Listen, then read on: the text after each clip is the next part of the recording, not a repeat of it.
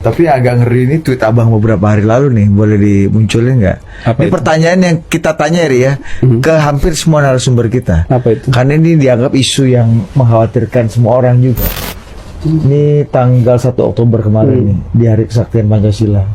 Saya melihat potensi perang terbuka dua tokoh ini makin besar dan terus terang saya tidak ingin itu terjadi. Bayangan terjauh saya sebenarnya hanya sekedar perang proksi, tapi kayaknya harapan dan kenyataan akan jauh berbeda. Perlu ditulis kitab Baratayuda versi abad 21. Ya, Ini kekhawatiran bersama. Kita tanya juga ke semua orang untuk apakah orang punya Tapi punya kekhawatiran yang sama nggak? yang sama. orang-orang lain punya kekhawatiran Nggak yang tahu, ini sama. abang dulu nanti baru kami simpulkan. Kan kami udah diskusi. Kalau Kalau Mr. Q bilangnya this is apa nih? The Clash of the Titans. ya bisa saja pengandaian kayak gitu tuh bisa benar. Jadi kan ini dua aktor politik paling besar dan paling kuat di Indonesia hari ini. Ini dua aktor politik paling besar dan paling kuat di Indonesia hari ini. Satu punya partai yang sangat kuat dan militan, satu punya dukungan publik yang sangat kuat dan militan. Kalau mereka bersama, kuat mereka nih. Nggak ada macam-macam lah. Sudah lempeng aja jalan. Tapi kalau mereka berbeda, cuman proksi yang ditaruh. Misalnya ditaruh siapa gini, Pak Jokowi sebagai presiden tetap bisa bilang merestui dua-duanya. Walaupun misalnya pihak sini tahu kamu kan juga agak berat ke sana, tapi nggak perang terbuka lah, perang proksi, perangnya Azerbaijan lawan Armenia. Jadi Rusia sama Turki di belakang aja nih, yang perang Azerbaijan sama Armenia aja. Walaupun teknologi senjata dari Turki sama dari Rusia, udah kayak gitu. Tapi kalau misal yang terjadi itu adalah yang terakhir ini, yang dibilang Clash of Titan beneran secara terbuka, misalnya begini, mungkin kalkulasinya sudah ada oleh Pak Jokowi. Kalkulasi itu mungkin belum sampai di pikiran saya, maksudnya saya belum bisa membayangkan itu. Kalkulasinya mungkin sudah ada di Pak Jokowi, tapi di orang lain belum ada hitung-hitungannya. Jadi karena kita belum ada hitung-hitungannya, kita membayangkan ini memang perang terbuka. Kalau misalnya ya, Mas Gibran jadi wakilnya Pak Prabowo. Nggak bisa Pak Jokowi bilang netral kan? Kan sudah keluarga masing-masing. Iya kan, sudah punya kakak masing-masing Gibran. Jadi saya tetap dukung Mas Ganjar, tetap dukung Pak Prabowo. Itu kan pasti statement itu nggak dipercaya publik lah. Lemah, doif ya. Iya, statement itu ya lemah. dan nggak mungkin juga ada bisa keluar statement kayak gitu kan, kayak gitu. Tapi kalau misalnya proksi nih, proksinya Pak Erik misal, di sini siapa gitu, Sandi misalnya, proksi ini, ya nggak apa-apa. Atau Pak Erik di sini Pak Mahfud, itu nggak apa-apa kompetisinya. Walaupun misalnya misal nih dalam hati Pak Jokowi cenderung ke salah satu, tapi kan ya sudah, masih bisa bilang ini dua-duanya ini Jokowi lah. ya pelanjut saya kok gitu-gitu. Jadi walaupun misalnya ada yang sakit hati, kok lu dukung sana sih, kan harusnya full dukung sini, tapi minimal masih bisa dicarikan pembenarannya. Kan dua-duanya pelanjut, Nggak perang terbuka lah. nggak perang terbuka, perang tegang-tegangnya, perang dingin lah, itu yang disebut dengan Cold War. Kalau ini bukan perang dingin, perang dunia. Kalau misalnya kejadian seperti itu, tapi kita kan nggak tahu. Kalau misalnya kalkulasinya sudah matang kan, Pak Jokowi kadang-kadang memang kalkulasinya beyond kalkulasi konsultan politik sekalipun.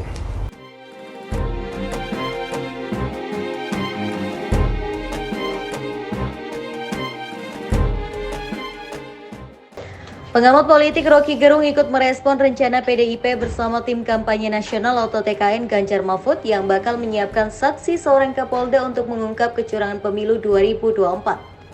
Menurut Rocky Gerung, kalau ada Kapolda di situ artinya ada perencanaan yang berjalan terstruktur, pasti berakibat sistematis supaya terlihat seolah-olah tidak ada manipulasi. Tetapi sifat masifnya itu menunjukkan juga bahwa kecurangan ada secara random. Nah, secara random itu hanya mungkin terjadi kalau tidak ada intervensi dari kekuasaan. Tetapi begitu ada intervensi kekuasaan, orang mulai menganggap yang random itu sebenarnya sistematis juga tuh. Jadi cukup dengan terstruktur dan sistematis, orang tahu bahwa pasti akibatnya kecurangan masif. Kan logikanya begitu. Mantan dosen UI itu mengatakan kalau saksinya sampai tingkat Kapolda berarti ada perintah dari atasannya. Inilah yang ia maksud terstruktur dan harus dibongkar, termasuk mencari tahu tempat persembunyian dari yang terstruktur. Rocky menegaskan semua itu berada di jalur kekuasaan, kemudian hal itu diolah dengan cara yang betul-betul profesional dengan perintah yang tegas. Siapa yang punya komando perintah yang tegas di dalam struktur kekuasaan? Ya polisi, kan itu dasarnya kan. Intinya menurut Rocky Gerung tetap dorong saja PDIP untuk masuk dalam pembuktian yang terstruktur itu. Tanpa terlalu fokus pada yang kuantitatif, tapi fokus pada yang kualitatif. Itu wilayah PDIP di Mahkamah Konstitusi. Tetapi rakyat masih nunggu hal yang lebih mungkin untuk dibongkar, yaitu melalui hak angket. Di sisi lain, Rocky Gerung menilai saat ini PDIP terombang-ambing tanpa kejelasan arah. Rocky Gerung mengingatkan PDIP untuk memilih dengan jelas siapa yang akan menjadi lawan utama mereka dalam pemilu 2024. Menurutnya, PDIP hanya memberikan instruksi tanpa menjelaskan dengan gamblang siapa lawan politik yang harus mereka hadapi. Rocky Gerung lebih lanjut menegaskan bahwa PDIP sebenarnya sudah menyadari bahwa Jokowi adalah musuh utama mereka, namun ragu-ragu untuk mengumumkan secara terbuka.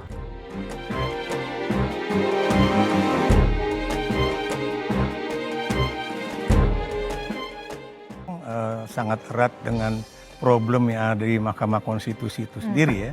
Kenapa demikian? Karena kebetulan Ketua Mahkamah Konstitusi itu adalah adik ipar dari Presiden. Dan yang diputuskan itu adalah anak Presiden yang juga keponakan dari Ketua MK.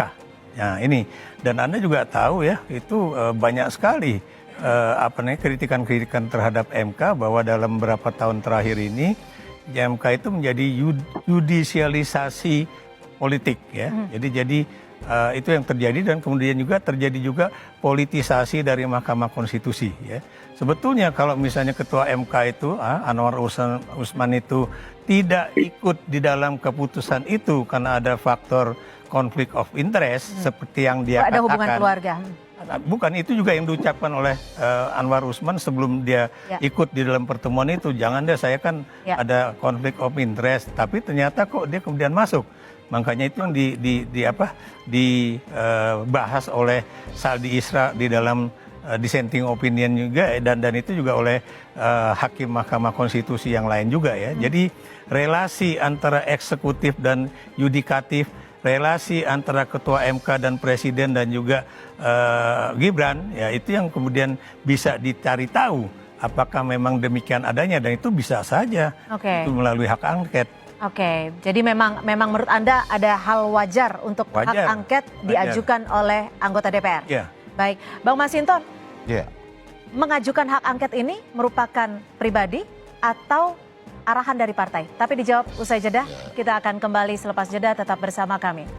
Dan kita masih akan membahas, masih bersama narasumber kami, sudah ada di studio dan juga masih ada Pak Habibur Rahman melalui sambungan Zoom.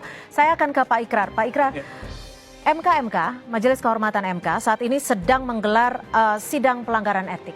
Perspektif Anda, apa yang bisa diharapkan dari seorang Jimli Asidik yang anaknya juga sedang mencalonkan atau mendaftar sebagai caleg yang mendukung Prabowo Subianto? Ya, jadi ini suatu tantangan besar ya bagi Jimli Asidiki ya, untuk kemudian membuktikan dia sebagai mantan Ketua MK, dia juga adalah seorang akademisi dalam bidang hukum tata negara, untuk bisa mendudukkan dirinya bahwa dia adalah seorang yang netral. Ya. Kenapa demikian? Karena keraguan itu sudah muncul ketika beliau diangkat ya oleh Ketua Mahkamah Konstitusi untuk menjadi salah seorang yang menjadi anggota Majelis Kehormatan Mahkamah Konstitusi ya. Nah ini yang menurut saya sangat penting. Kalau kemudian putusan yang dibuat oleh Majelis Kehormatan MK ini ternyata juga tidak ada yang boleh dikatakan positif, ini akan menjadi suatu tanda tanya besar buat masyarakat ya.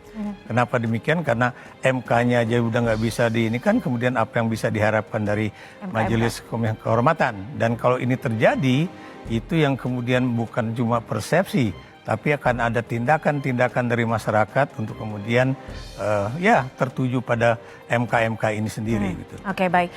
Mbok saya dikasih bintang toyo. Pak Jokowi ku ngono lho, mentang-mentang. Lah iya, Padahal Pak Jokowi kalau nggak ada PDI Perjuangan juga, aduh kasihan dah.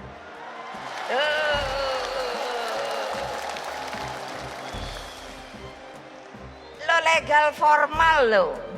Saya difitnah, fitnah saya diam. Dijelek-jelekin saya juga diam. Dicela, direndah-rendahkan saya juga diam. Dihujat, dihina-hina saya juga diam. Tetapi hari ini di Jogja saya sampaikan saya akan lawan.